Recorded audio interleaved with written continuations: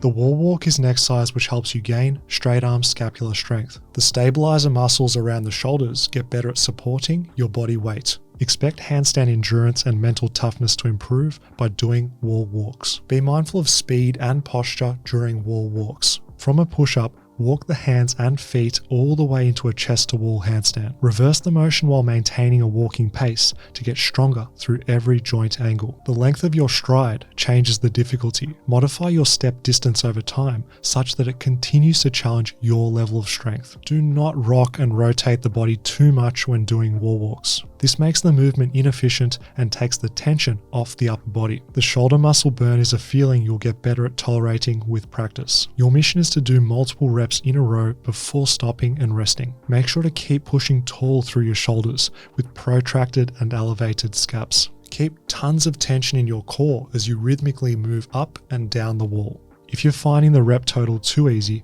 a weight vest will guarantee wall walks are useful for everyone. Wall walks are a great calisthenics finisher at the end of a workout. Wall walks are a more fun way to work out the rotator cuff compared to boring rehab exercises. Enjoy the pump and bulletproof shoulders which will come from wall walks. The chest to wall hold is a versatile exercise with multiple benefits. The wall offers stability, making it a great warm-up tool before handstand training. Chest to wall holds help with technique and enhance our kinesthetic awareness of body position in space. Because we don't have to worry about balance, this allows us to focus our effort on correct handstand cues and get used to spending time upside down. Here are the main technique cues to keep in mind for chest to wall holds. Start with your hands around 20 to 30 centimeters from the wall when first beginning. Once fully inverted, stack hips over shoulders over hands to make your handstand efficient. Keep your feet in contact with the wall for stability. This isn't a balance exercise, so maintain this contact point during the hold. Do not compensate for a lack of mobility by leaning into the wall and losing stacked alignment. If the wall wasn't there,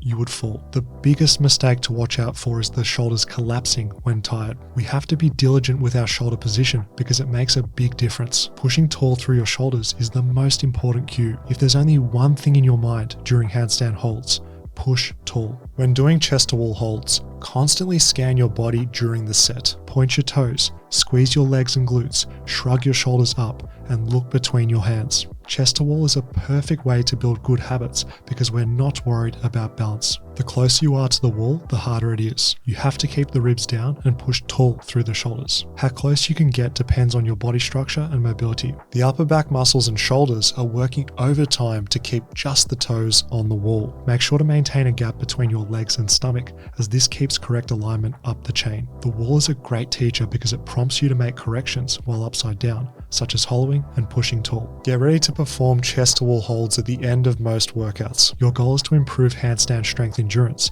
and holding handstands against a wall will be your homework to build capacity on your hands. The main reason people struggle with handstands is a lack of strength and endurance. People who skip holds and only attempt handstands often experience plateaus and slow progress due to their poor work capacity. Holds make you resistant to fatigue during handstand practice and enable you to complete more training before getting tired. Working up to 60-second sets and beyond will significantly ease your handstand journey thanks to a surplus of strength endurance. In simple terms, if you can't hold a wall handstand for 60 seconds, how can you expect to balance a handstand for 60 seconds? The tuck is a powerful exercise for improving your handstands. It strengthens your shoulders, allowing them to stay shrugged up and flexed overhead. The tuck handstand also helps you better deal with underbalance, reducing the likelihood of falling towards your chest in freestanding. This exercise is particularly beneficial for beginners because it's safe, enhances active overhead mobility, and brings us closer to achieving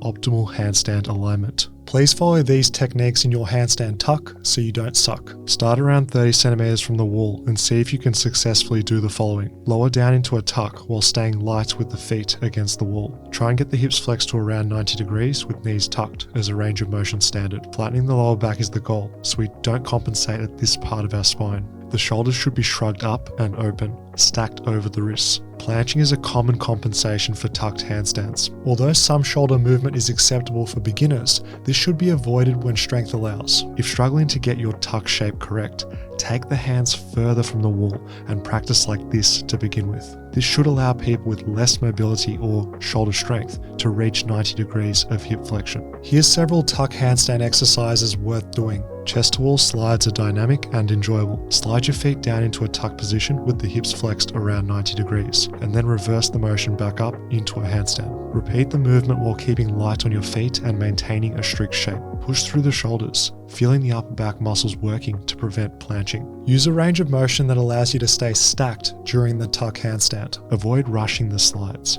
Prioritize control for stronger shoulders in all parts of the tuck. Chest to wall holds isolate the end range tuck. Slide down into a tuck handstand with your legs parallel to the floor when inverted. Ensure your shoulders are stacked over the wrists and push tall in your handstand. If you find yourself planching during the tuck hold, move your hands further from the wall to achieve optimal alignment. Tuck holds build strength endurance in the handstand, improve overhead flexibility, and teach you how to push tall through the shoulders. The technique isn't complicated otherwise. Simply hold for time and keep fighting against your inner weakling. Tuck handstands require hard work, but the result is stronger shoulders and better underbalance control. Slides improve the tuck handstand through the full range of motion and teach coordination. Holds isolate the deep tuck to enhance mobility and increase handstand capacity. Remember, if your upper back and shoulders aren't screaming, chances are you need to tuck deeper or push taller.